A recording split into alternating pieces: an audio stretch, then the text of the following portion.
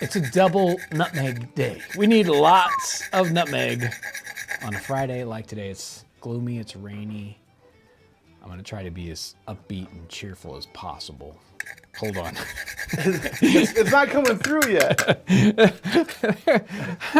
Here we go. There we go. I feel better. Welcome, everyone out there. It is Friday, and it's time for Live in the Nutmeg Tavern. We've opened up the doors. We've kicked them open. We've invited everyone off the street into the Nutmeg Tavern, and we're going to have a good time whether we like it or not. Mandatory fun. I'm your host, John Townsend. We're going to be talking fun 18th century stuff, maybe even a little 16th and 17th century and whatnot. And to help me out, to serve the drinks, to do whatever he does back there, is Ryan. Hello, busy. I'm busy as usual. Yeah, I can hear you cleaning glasses back there. Yeah, there you go. He's cleaning glasses. And we couldn't do this unless someone was on the other side of the time vortex, turning the cranks and the handles and the big knobs and dials. Aaron. Hey everyone, happy Friday. Is this the first time we've all been together in like 2 months? I think so. Yeah. Yes, It feels like it. Yep. It feels like it. It's tough. I don't know how. It's so impossible to get three of us in a room together, but You're here every week. yeah, So I'm what here. does that say about us? Yeah, Right, what is going on? I really do want to ask that question, but I'm not going to do it now.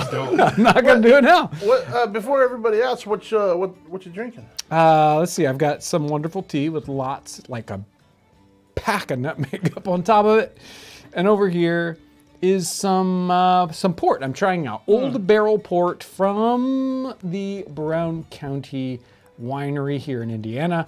Some friend of mine gave me a wonderful bottle to try out, and that's what's in the glass. When you weren't looking, I may have poured some for myself. Ah, well, then you can tell me what you think, although I don't think you're that much of a port drinker. So, whatever he says, you can ignore it. This is really good.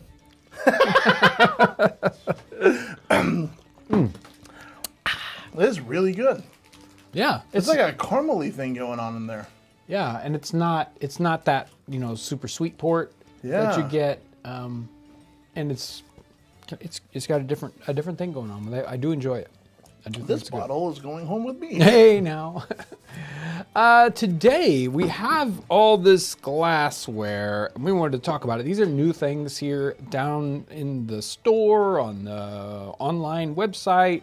People, we use glassware sometimes in the videos, bottles and whatnot, glasses when we're, serving things. And we just recently get this new supplier, wonderful pieces, made in the United States. But I thought we would talk about glass before we talked about this glassware. So I've got a bunch of great images, and unlike many sort of image study that we do here on the live stream, this time we have both the actual pieces in museums and paintings at the same time. So we can combine these two together. Lauren did some wonderful work on finding these images for me. So I didn't have to do all the work like sometimes I do running behind. Are we ready? Or do we need to talk about anything first? Real quick, Susan sent in a super chat that says double nutmeg day. Oh yeah, That's exciting for Susan. it is for me too. Yeah. And then we have a new member, and Rita Loy. And then Henry is in super chat. Why did you choose to cover the 18th century for cooking and history instead of another time period, say like the 1400s? Well, because the channel is based around the business that my father started way back in 1973. So, and that's making and selling reproductions for reenactors, historic sites, and whatnot. And the time period that was chosen for that was 1750 through like 1820 or so. And so that's, basically that Revolutionary War time period, 1812, whatever. And that's a super important part of what's happening with United States history. and history around the world. Really, it's a very revolutionary time period. So that's why we kind of stick to that 18th century time period. We go a little early sometimes when it matters, when 17th century really kind of pours into what's going on with the 18th century, and then we'll move into that early 19th century time period too, because it's telling that same kind of story. So that's why we picked that time period, not something like the 1400s. So people are already really excited about the glass subject, something to keep in mind as you move forward. People are wondering about colored glass and stained glass. Yeah. All right. Yeah, sure. And we can jump into Very much so. And all these images, we will move through some different colors. We can talk about the colors and the what and the why and the how and that kind of stuff too. I'm ready to go if you are. Ready? Let's fire it up. So we're starting off with early. This is 16th, maybe early 17th century stemware. This is Italian glass. And we can already see, if you saw the glasses that I had here, the wine glasses and whatnot, the flutes here on the table, that you can see where these ancestors are coming from. So these are early, very fine. These are the high-end producers of that time period. And we can look at the color of the glass, and it's going to tell us a story. We can almost pinpoint this early glass by its color and know, not only just by the design, which this design says very much, that Italian glass of that time period. But look how fine it is. Look how thin it is. The coloration is fairly clear, maybe even leaning on slightly yellow, not on this green color.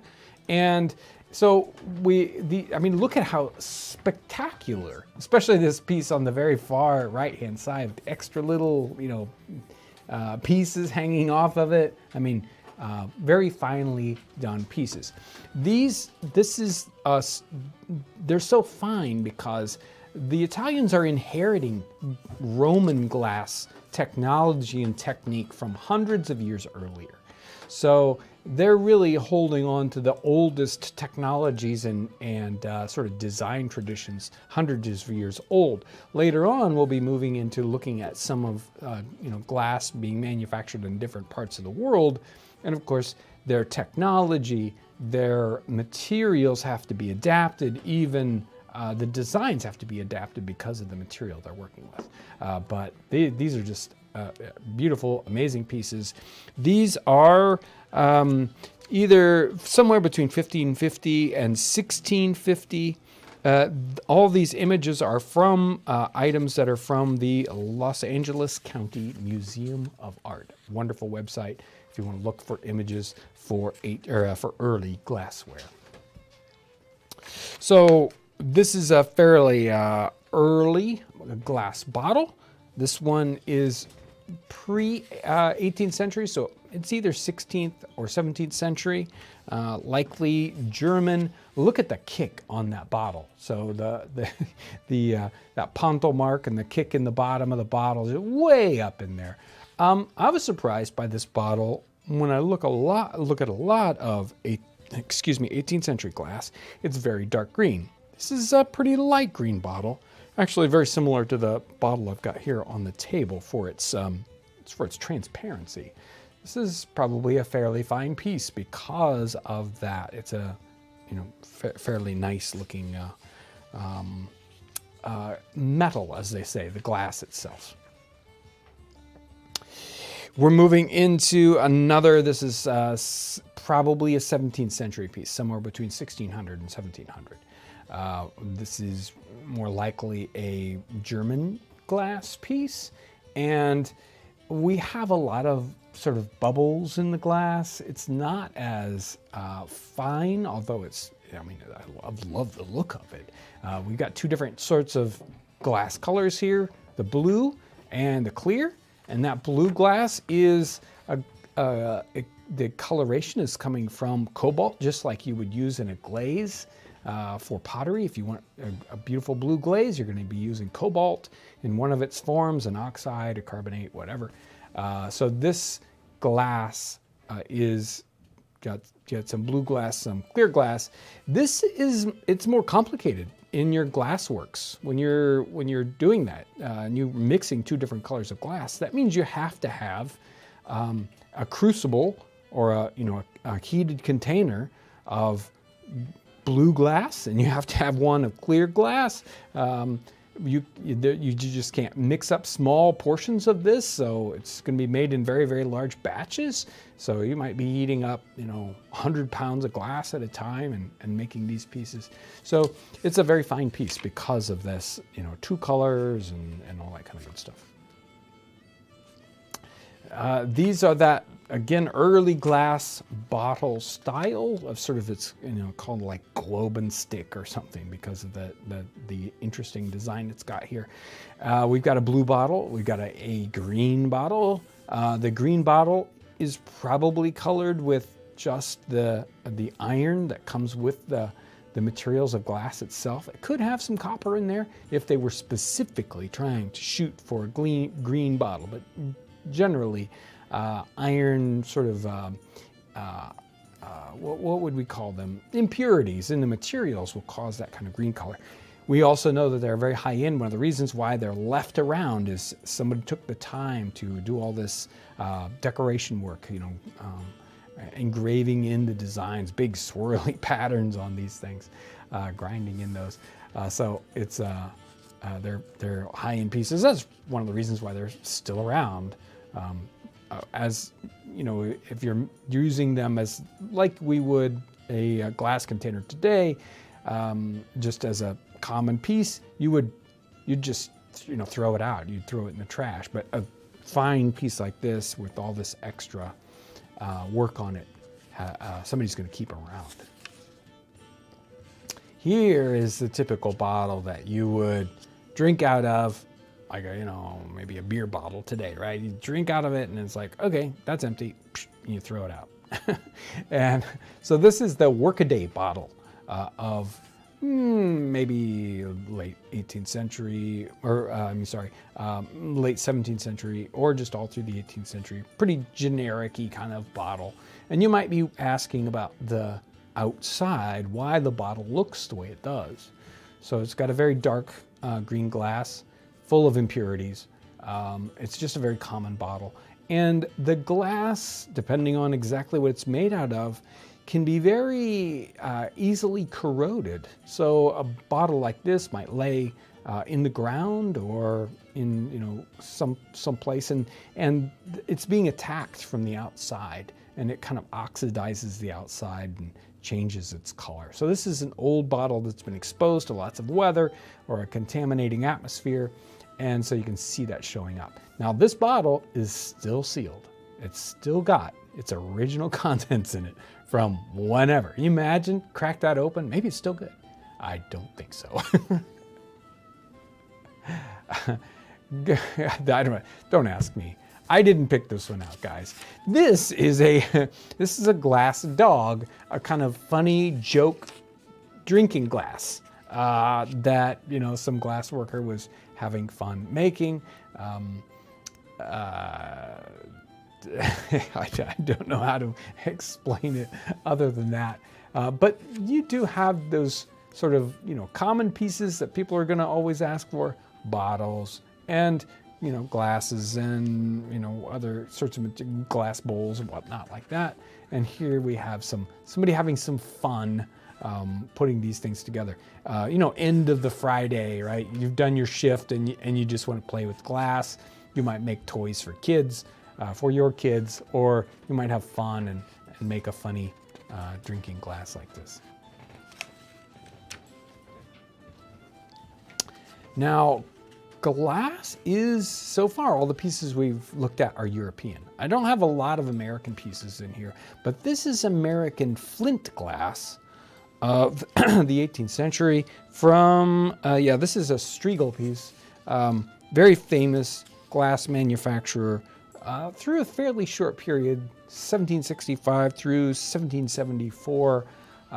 But they made some very, very beautiful pieces. This purple glass piece was blown into a mold. That's how the design gets done on this. So this would be an enclosed, maybe 2 or 3 part mold.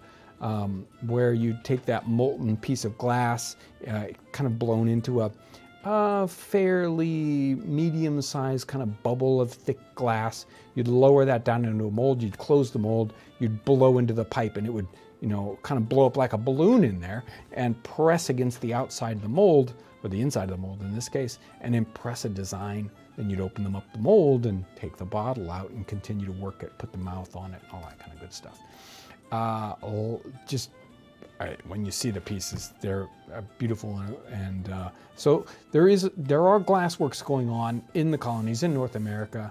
Fairly early, they thought that, hey, that's something that they could do in North America, even very early as they were thinking about colonies, and then later on, they said, well, maybe we don't want a lot of industry, but glassworks were done nonetheless. Have you experimented with that technique at all? Oh, yeah. When I made the small bottles, okay, I was blowing them into molds. They were open molds, so you can do a bottle like this, and instead of it being a two-part that would mold the top part, you just have an open mold that you blow the very bottom part. So whenever you just have a thing like this as a single part mold, fun nonetheless. We can go through some super chats real Sure. quick, if that's okay. Yeah. All right. We've got one in here from NSA that says, thanks for what you do. James says, what is your favorite movie in the 1800s? We get that one a lot. What do you have, John? What do you think? Well, I always go to Master and Commander, guys. It's one of my favorite book series. And, sometimes you can be very disappointed by what they do to a book when they turn it into a movie. And while I don't think they, could have done it as perfectly as I would have done it, Yeah. if someone had given me that much money, they still did a tremendous job. And so Master and Commander, one of my favorite 18th century, well, it's actually early 19th century, 1800s kind of movie. Denise Maloney Piran says, such beautiful glasses, hard to imagine they can make them back then. Thanks for all that you guys do. And let's see here, we got Aaron Howitt. Ideas for a stream 18th century jewelers, goldsmiths, and silversmiths. Also, was glass of the time saved for upper classes, or could everyone obtain it or get it? Yeah. It's going to show up on a lot of different tables, different ways. Glass bottles with, liquids in them. Again, fairly inexpensive, low-end pieces. So there are, of course, high-end glass, and then there's, cheap glass. So it's not out of the reach of someone to have some kind of piece of glass. And, of course, things like bottles, pretty common. We've got Max Cool here in Super Chat. Awesome topic today. Thanks, Townsend's team. And Jonestown Autopsy. Let's go, Brandon. Gosh, okay. Let's move on to Forest Glass. I think that's what's next. Forest Glass. So I talked about the Italian glass early on. When you have glass, it's made of a silica and a flux material. So it's hard to make just silica melt into a glass. You can do it, yeah, but what you want is something that causes that to melt at a much lower temperature. So you need different kinds of chemicals to flux, and these early Italian people were using natron, which is a soda, so like sodium, to do the flux. Well, the folks in Germany wanted to do glass also, but they didn't have access to that chemical for a flux. So they started experimenting with using ash. So instead of sodium, they would use something with potassium. And what you would do is you'd burn down your forest. You'd burn wood. You'd burn wood. You'd need all this heat anyway to melt the glass, but you could use the ash with sand and then you'd mix it in these interesting proportions, and you would get a kind of glass. But the sand brings along with it different kinds of impurities. It changes the strength of the glass. There's all kinds of issues. But what we have starting in something like the 1400s and going up through, say, the 17th century, is we have forest glass that's coming out of Northern Europe, France, even Great Britain they would call that forest glass in some kinds and ways. This man here is holding a flare type glass. Is it called a Birkmeyer? Anyway, a glass that is typical of that time period. So this is a painting from 1623. And go ahead and flip to that. Real quick on that, they're wondering how that process chemically affects the color. Yes, the iron, the iron that's in the sand, if it's not super pure sand, that iron creates that classic light green color. But it can shift. If there's different sorts of chemicals, magnesia or some other colors, those will shift, those will change. So, but this light green color is very, very classically what you think of in forest glass. So let's look at the next one. We can see there's a piece from 1646. So right there in the mid 17th century, and we get that just classic color. It's not as easy to blow very, very thin. So this is a thicker and kind of a coarser piece. I mean, if you compare it to those Italian pieces from 100 years earlier, I mean, this thing is clunky. Now, maybe you want it to be clunky, right? Can you imagine trying to use those early pieces? I mean, it's like, careful, don't touch anything or this thing will shatter into a million pieces. This is much sturdier and, probably much less expensive to have in a household. This one is decorated. It's got that grinding, glass cutting thing going on the outside, engraved. So, we can get a feel for that. Go ahead to the next guy. And a different design, especially that sort of decoration that is there on that bottom part of the stem. Very similar though, sort of just a simple flare glass in a wonderful still life. Very similar time period for the painting, and we'll see that little design thing as we go on. Go ahead. Another still life. The design here is a little bit different. We have some fancier glasses in the back that look a little more clear, like they might be Italian. And then we have that classic forest glass with a sort of a more globe bowl on it. And again, it's sort of that full solid stem with these sort of spiky design things on there. I don't know how nice it would be to pick this glass up because it looks so pokey. We do have quite a few comments stacking up here. Well, go for it. Okay. All right, real quick, we're going to get into some stuff that's not super chat. So I'm curious about the lead crystal industry and when that started out. That I can't tell you exactly about lead crystal. So if we're using lead in there, it definitely changes what's going on. All these different fluxes and chemical composition that you make your glass out of changes its strength and the kinds of things you can do with it. When you add lead into glass, it makes it so that you can do a whole bunch of grinding that you couldn't do on a different kind of glass material. So there are different kinds of glasses with such different properties to them that it's kind of amazing. So back in the day, Pyrex was made with Flint glass, and you could do incredible things with it. Take it out of the oven, throw it in the freezer, and things like that. And you could do that because of the kind of glass it was made from. Pyrex isn't made out of the same stuff anymore. It's not quite as, not quite as resilient as the old style was. So it really depends on that chemical makeup. And when you add lead, you're definitely getting a totally different sort of glass that you can decorate in a totally different way. But I'm not familiar with just when that industry comes in. Could the technique of blowing into a mold be automated? Well, it certainly is today. Factories, just all those bottles that are made today, all that glass is blown in, and they're done in giant factories. How do you do that? A factory with the blobs of hot glass being, I don't know.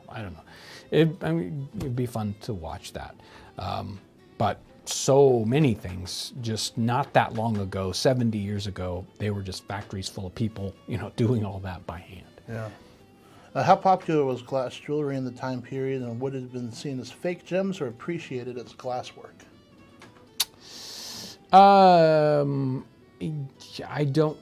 Obviously they were making like glass beads and glass kinds of jewelry, and it may have been sort of as an imitation of, actual gems. I don't know that anybody was fooled by that in the time period to any great extent. But yeah, that kinds of thing is being done. And it was being done very, very early, too. And do you know anything about counterfeit kind of pearls or diamonds, precious stones, like actually happening? Well, in Diderot's, there's one of the plates is about making fake pearls. So they're showing the technique of doing fake pearls. Other things, especially like diamonds or whatnot, couldn't tell you. Okay. And then the last one from the chat right now is they're trying to make sure they understand correctly that different colors of glass melts at different temperatures. Well, all kinds of different things are happening, whether it's the colorants in glass. If you're just adding something in, I want to change the color of this glass, it will likely act as a flux and cause it to melt at a lower temperature. That may be different with different kinds of chemicals that you use to change the colors in glass. But it's more so about what sort of flux you're using and whatnot. And some colors can be really, really tricky to do. Red is one of those colors that's very, very difficult to do. You can get a red color, but you have to play with the temperature and reduction and oxidation. You have to do a whole bunch of, fun things with it. Now, of course, if we're doing a red glass, we'll use chemicals that will make a red glass in a much easier fashion. In the time period, though, red was probably one of the most very difficult colors to come up with. All right. In Super Chat, we have MD Smith 702 that sent in a Super Chat donation without any comments. And Denise Maloney Purin says, John, your voice puts my poodle puppy to sleep each week, not easily done. I think that's like saying you're really calming. No one's ever told me that I put their dog to sleep before. and yes, I do remember you were at 1812 and you bought a checker set and you looked like Daniel Boone. Yes, I do remember you. Very nice. Before we go further, let me get to Patreon, PayPal, and Uscreen folks for this week. So I try to get to the brand new Patreon folks every week whenever I get a chance, and if I have enough time, today I did. So brand new Patreon folks, Renee Love and Mal. And I just went way back and looked at some of the very first folks: Michelle Brown, Rick Russell, Scott McKinley, John Graff, and Shin Yi. All those folks have been with us on Patreon for years. Thank you for your continuing support. In PayPal, Christopher Ford is in there again this week. Thank you so much, Christopher Ford. And brand new people on Uscreen: Taylor M, Mary G, Karen P, Tristan E, Isaac H, Wyatt D, Yorick B, Jonathan S, Ann M, Garrett B, and more. There's so many of you folks, I can't say them all, but thank you so much for your support there on Townsends Plus. If you're interested in that, there's a link down in the description. All right. I know that you've got a lot more photos to get through. I do. Where were we at? Oh, yeah. So real quick, should Aaron? yeah. Can you put the link for the new glassware in the chat? Oh yeah. There it is. So, this is a wonderful painting from the 17th century, Dutch painting, 1668. Steen, wonderful artist. And if you pay attention to this one, it's like if you were there, you can hear the noise and the people playing instruments. The person singing looks like he's really singing loud, and he's probably singing about, happy is the man who has the glass and drinking. And we see this wonderful forest glass, sort of goblet that he's got there. And he's enjoying that. We've got a case bottle, an early case bottle up on the wall. We've got a bottle. It looks like it might be a hexagonal bottle down on the floor. So we've got glassware in this house, both just the bottle type and drinking vessels. And here's another one of those. Pretty much just like the one he was probably holding in his hand. You can see those sort of little spiky bits coming out. Sort of decorative things they've got going on with the glass. I'm not sure how I would go about blowing glass, blowing that particular piece. It would be fun to see. The Corning Museum of Glass has some great videos online showing like those fancy Italian ones being done, and I'll bet you they've got examples of people blowing these kinds also. Blowing glass is weird. It's like trying to, maneuver this slow motion disaster all the time. You kind of heat it up and it starts to melt, and learning how to manipulate it with mostly just, gravity. It's really a interesting material to work with. You can't touch it; you'll burn yourself, or it might break. So it's a really neat technique.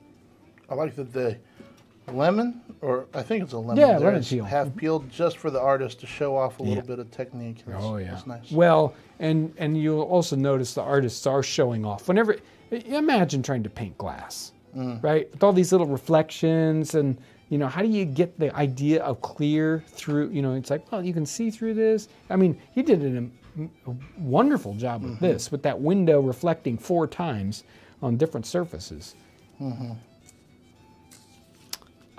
Skip forward one. There we go. Okay, and then we'll go backwards. So this is that type of piece. We've got those little, patchy things that are stuck onto the stem as decoration. So those are put on as individual little hot globs of glass, and then you press a little thing in that gives it that design. And then they engraved in, etched in this whole complicated, very complicated scene on the outside. So back up and we can look at that scene. I mean, look how, I don't know how they did it, but that's a lot of work and it looks like we can almost see through to the other side. But so we've got a whole city scene, from the harbor side, we've got boats, we've got sort of, in the foreground. What a neat glass. Yeah, that's incredible. That particular one is, I don't know where it is. It's probably in the Rijksmuseum in the Netherlands. Yeah, that one's 1644. Hey, this just came in a super chat from Alexander. Was glassware widely used in the 18th century in America, and are there accounts of its affordability? It is going to be widely used, both imported and made, probably mostly imported, but certainly made in North America at the time. And there will be, if we did some digging in advertisements and whatnot, we could probably get an idea of just how expensive it was compared to other things. Some things are certainly going to be less expensive. You're going to find, locally made ceramics much less expensive. But sometimes that just won't serve, and you want to have at least one nice glass. So here's that was a memento mori kind of a painting back there with the skull and all that, common in the time period. Skip ahead again, you can see the bigger version. There's the bigger version. Same kind of forced glass goblet here. And now skip back to that. When the spider and the fly, wow. Yeah. I don't know. I'm thinking, here's what's happening. The guy's like etching that big design, and then, his hand, it's like, whoops. And there's like, well, okay, now I got this scratch where it doesn't belong. What am I going to do? I'm just guessing. I'm probably completely wrong. He probably did that totally on purpose, or as a joke or something. It's a fun thing for Halloween, though. Here is exactly the same kind of goblet again, but we have other things on the table. So there's looks like a glass sort of cruet or a little pitcher back there. And we have a simple cylindrical tumbler. They're very common. Maybe not as common maybe to see in paintings of the 17th century, but you certainly see them in paintings of the 18th century very, very commonly. Just a simple glass tumbler. And not the kind of thing that shows up in a museum either. We have this long, tall, skinny flute sort of glass that shows up in lots of paintings. We're getting a little later into the 17th century. And here is a beautiful example. That's probably another one from the Los Angeles County Museum of Art. Nope, it's in the Rijksmuseum. Could be anywhere in that 17th century time period from 1600 to 1700. But notice the beautiful clear glass. You can adjust, you can really play with.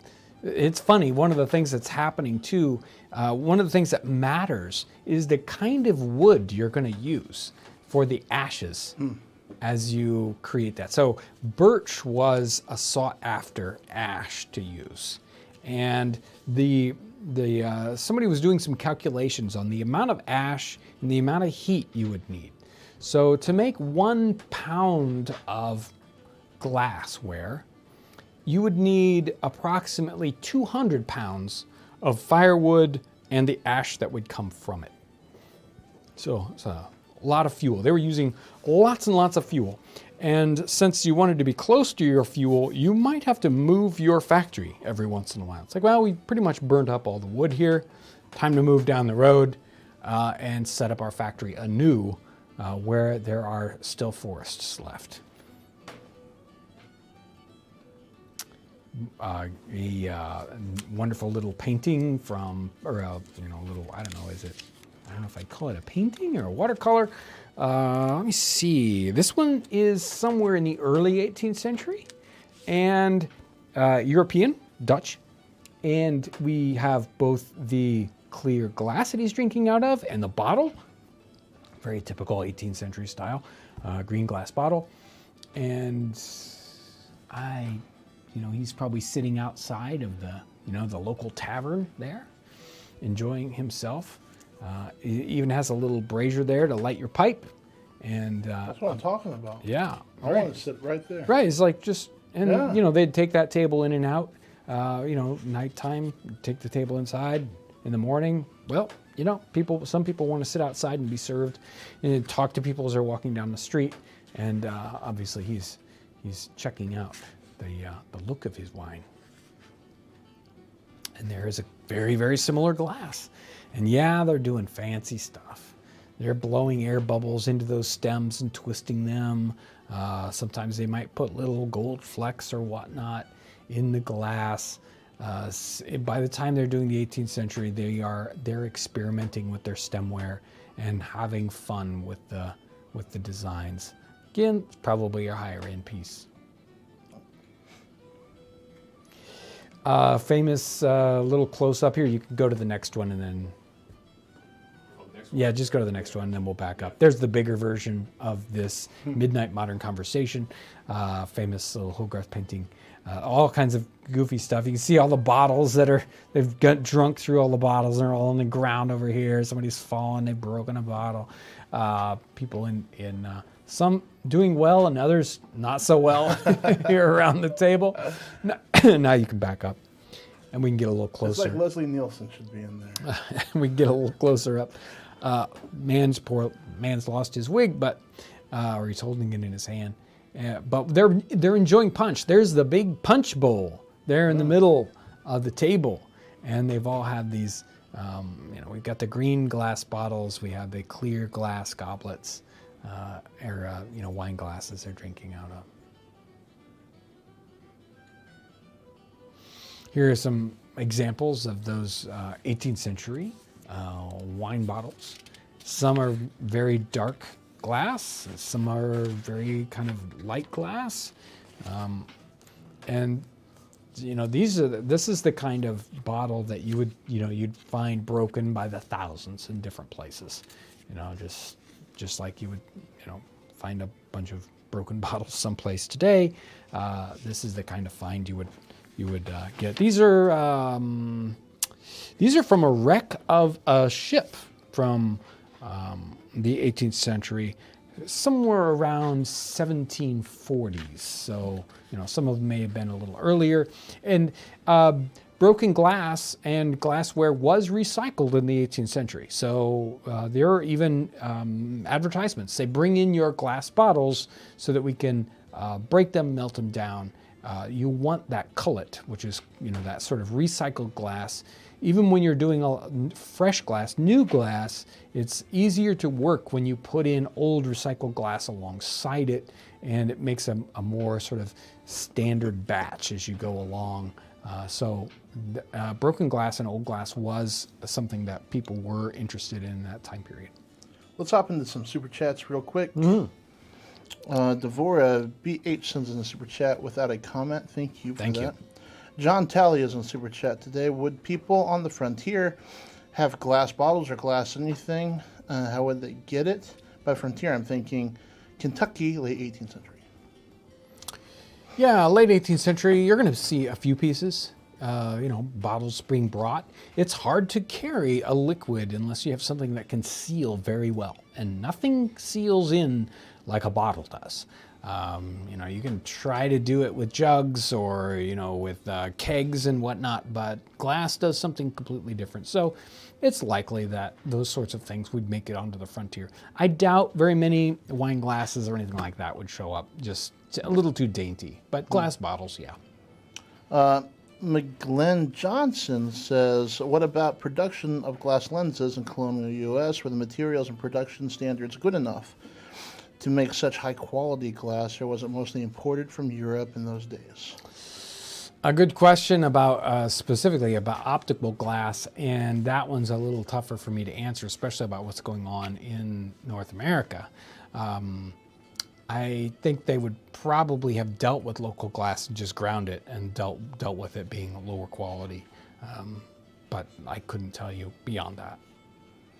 Okay, and then we have Aaron Howard in Super Chat, a coin for the resident Witcher. Oh, Aaron, you're doing a good job today. Yeah. He's having to make it happen there with the slideshow. Megan sends in a Super Chat without a comment, and looks like Allie is in here. What contributions to the durability of glass that it can survive through centuries? What contributes to the durability? Well, one of the things you add to glass to make it a little more stable, because like simple soda glass is very easy to etch, and it does get kind of worn away quickly. Some of them are very soft and can almost dissolve on you. You can add calcium to them, so in the form of calcium oxide, I believe. So there are some other things you can use, and different fluxes will cause them to be more easily etched. So, a borosilicate, the boron kind of glass is very, very resilient. It's what's used in labware today, but soda glass is very, very soft and very easily. So some of them are really easy to work, but they're not very durable. So yeah, there are certain chemicals like the calcium that will help with that. And also it changes the color, makes them sometimes more clear. All right, I missed a John Talley one. He asks, what did men wear? Why did men wear wigs? Not MIGs. Wigs. Why did men wear wigs? Was there a practical function, or was it a status thing? Did poor folks wear wigs? It's all style, and it has I think, to do with a certain person who needed to wear a wig, who was, sort of high up in the court, maybe even, I don't have the exact, you can probably find all kinds of wonderful wig lore somewhere on those research things they call those things.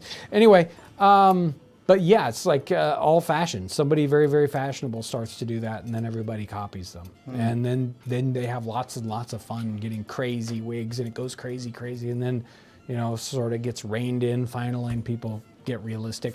Poor people are going to be wearing wigs at certain times, especially early in the 18th century, and they might wear very, very crazy wigs made out of horsehair or made out of like flax or something, even wire at times. Just, wigs are weird, okay? They're just weird. Dustin Williamson's in the super chat. For anyone who hasn't already checked out Townsends Plus for more original content, it is great. There we go. Thank you. And that wraps up what I have to say right now. Before I jump ahead too much further, we don't have a lot left. Let's look at the glass we've got here before we get to the end. The glass pieces that we are currently having, a couple different, sort of a plain tavern glass of the 18th century, and a fluted version, sort of ribbed, and I really like this one. The ones we've got right now are green. We're going to be working on getting clear. There are some that are colored in this way in the 18th century. Clear is more common. This is what we have available. One of the problems is the glass blower. While they can work in clear, they're working with, a big vat of molten glass. If you want to go to clear, you have to get a whole new vat and only work with that. They can't switch back and forth from green to clear and to blue. And so green is what most things of these are. So we got the sort of wine glasses, tavern glasses, the standard sort of onion bottle. And these do have the correct pontil marks on the bottom. If you start to use more modern materials or more modern techniques, you'll lose those marks because they're using sort of, more modern tools, but these are using those period tools. The case bottle, very typical 18th century and earlier. And then a couple of sort of apothecary bottles. The little one, great for spices and medicines and whatnot. And then something a little bigger for other kinds of liquids, like that might be a nice oil bottle or whatnot. Just gorgeous pieces. So happy to be able to offer a glassware again. Are you ready to go jump in so we can just run through these? Let's do it. Very, very typical early 18th century tavern glass. Not too thin, not too big, just plain. Just what every tavern's going to have. There's our typical, tavern scene, or just gentlemen in a club, whatnot. They've got those plain. These have a little bit more flair to them, but yeah, just everyday tableware that gentlemen are going to be using. There's the bigger picture on that. I'm not sure why I don't know if that's the artist there on the floor on one side doing the painting. I don't know the story behind that one. Almost exactly the same kind of piece there. Love the little bubble, the glass bubble that is lying there just below the surface of that one. There we do have other kinds of things. So we've got a sort of a cruet, or it might be a decanter, you might call it. It's got a glass stopper in it, ground glass. And then we have just a dead simple tumbler. They are very, very 18th century in what they are. You might think, it looks like somebody's modern glass just sitting there on the table. Sometimes in the 18th century, as a temporary stopper, if you had a bottle and you didn't want to cork it, but you didn't want air to go in there and kind of mess up the wine or whatnot, you would put a paper twist in there. And here's another period piece, Cleveland Museum of Art, another great. Oh, that's really neat. Another great museum with art glassware. This is from the 1740s. And here is, we're going to end on a German glass blower image. There's our glass furnace. Somebody working on glass there sitting down. He's got stemware and he's forming it up into shape. We got somebody, blowing a bubble of glass there. People working on glass in the background. And glass, they were doing all kinds of glass, right? So we're only seeing vessels here, but they were also doing window glass. They would do stained glass. Lots of different things were going on with glass. And it's a wonderful, fun, complex, and neat kind of trade in the 18th century and before. Aaron Howard is in Super Chat. Were mirrors made by normal glass makers, or was that specialized? I think you're probably going to find that the mirror person, he's going to buy the glass from the glass maker, and then he's going to, do the mirrored surface on the back of it. And then Phil is in Super Chat. Were there certain regions or cities in the 18th century known especially for glass production, or was that spread throughout the colonies? Well, at least if we're talking North America, it's pretty specific. It's not being done everywhere. It's a very, very, they're almost like the people that are doing glass are coming in from different regions in Europe, and it's very stuck in places that have the right kind of materials to work with. John Talley is in Super Chat. Can we get a collection of the pictures you use on live streams on Townsends Plus? I love these pics. Would like to have extra time to look. We talked about this just earlier this week, and we're going to experiment with the concept. That catches us up, and it's about time. Wow. Did you have any questions, Ryan? I know. Any questions for me? You've been so busy back there reading all that stuff. No, I'm all caught up. Good. Well, I was thinking about you personally. Did Ryan have any questions about glass? Oh, geez. I'm putting you on the spot, man. No. Good. Man, I haven't even thought about glass. It's like you hadn't even been listening. What are you talking about? It's all right. Is that what we were talking about? Yeah, exactly. No. I would like people to check out the link to this new glassware. We haven't been able to carry this for a long time. Yeah. And so we're really excited about it. Also, let's see. What was we got a new video that's going to be coming out tomorrow. Tomorrow. So make sure to check out the channel tomorrow. Ryan vid. What was the one that I just did? I'm losing track. Which one did we just do? The jelly roll. Jelly roll. Yeah. The jelly roll. We've been That going one crazy. That was yummy fun. in a totally I wasn't expecting it kind of way. Yeah. So. Yeah. It wasn't hard. I was worried about that one, and it turned out great. Yep. You never know on some of these. I was kind of worried about this steak one too, because it's got this weird. It's always like you've got this really nice meat, and then what's the sauce that they? What are they doing to it? Are you sure they're not ruining this? Susan just chopped in. No, she just popped in. She didn't chop in. I was thinking about chopping some shallots today. Susan just popped in on Super Chat. What would you use the glasses for? The ones you're selling? These guys? Oh. I would drink anything out of them. Well, maybe not hot tea or something out of them, but they're good for any wonderful beverage, don't you think? Yeah, I think so. The onion bottles are just like versatile as all get out. Oh, yeah. We use onion bottles all the time. This would be good for, again, I would put different sorts of, mushroom ketchup. Cooking oil? Right. Cooking oil, mushroom ketchup. This would make a great this would work as an inkwell very well. They're also great for good oil for and spices. vinegar for salads. Right. And then, bottles are bottles. So you can use them for anything. I think I took something similar to that little blue one and filled it up with kitchen pepper. Yeah. It's good for spices, good for kitchen pepper, whatnot. Salt even, yeah. Aaron says wine. Lots of wine. In here? Well, I you think wouldn't be able to fit much wine in From here. the exclamation points, I think all of them. Oh, well, there you go.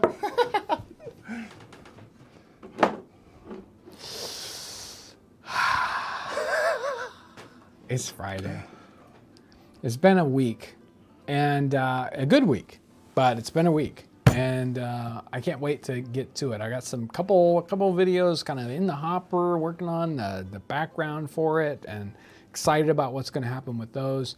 Can't wait to see what happens with. I wasn't in on tomorrow's video, so it's going to be a. Yeah, it's oh, a surprise. Really? Yeah, very much. Let's hope so. I do you proud. That's right. We've still got shingles that we're working on. Oh, shingles. That's going to be got in to the have near a future. roof. Yeah. We just got to get that roof on. So A lot of work to And do here. you at know, Townsends. it's like 70 degrees today in October. Tomorrow, it could be a blizzard. It's supposed to be 55, I think. There we go. We're on our way. Not good. So yeah, we got to get cracking on that cabin, or else we won't be able to use it. So thank you guys for your incredible support here on the channel. We get so much support, so many just wonderful comments that come in on all kinds of videos. It's like this encouraging, keep doing what you're doing. I love this. What about this? It's so very, very helpful. Then we have folks that go on the website and buy merch or products. We've got people that help us out on Patreon and PayPal and Townsends Plus, of course, and Super Chat. You guys all make it happen here. We just could not do it without you, and I mean that completely and sincerely. So thank you for what you do. Hope you have a great weekend. Thanks for watching today. Just add a little bit of nutmeg. It'll make it better. Mr. Glenn Johnson Super Chats just now. Good show. Enjoy the weekend. Thank you. See you later.